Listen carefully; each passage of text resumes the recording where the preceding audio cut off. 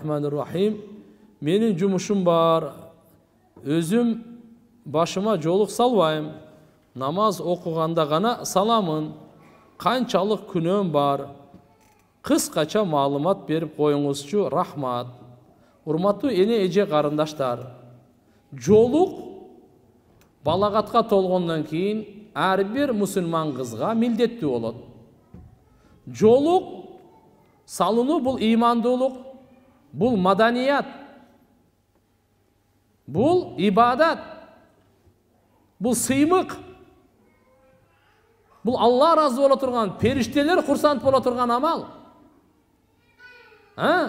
Бул аял заттын кооздугу, суруулук. Ушундай кереметтүү, алхамдулилля, Алла Тааланын буйругу кантип таштап коесуз? Сиздин чырайыңыздагы, дүйнө ахиретиңиздагы жолук салыңыз. Таштабаңыз, не болот эми? Чачыңызды көрсөтпөңүз. Алла Тааланын буйругу. Сизге күн сайын жашоо берип атат го? Ошол заттын буйругу да. Сизге уйку берип, жүрөгүңүздү соктуруп атат го? Учур келгенде жүрөгүңүздү токтотот. Түшүнүктүбү? Ошол заттын буйругу да. Сиз жол таштабаңыз. Кичинекей кыздарды дагы үйдө үйрөтөйлү. Бизге мына батыш үлгү эмес, ана жылаңаштар, жолугу жокторчу.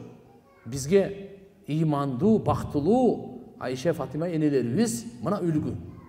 Өзүбүздүн байыркы энелерибиз, имандуу энелерибиз үлгү. Ошондон иншалла Алла разы болсун, намаз окуганда салынат экенсиз. Бул дагы жакшы. Жоктон көрү миллион эсе шүгүрдөшүбүз керек.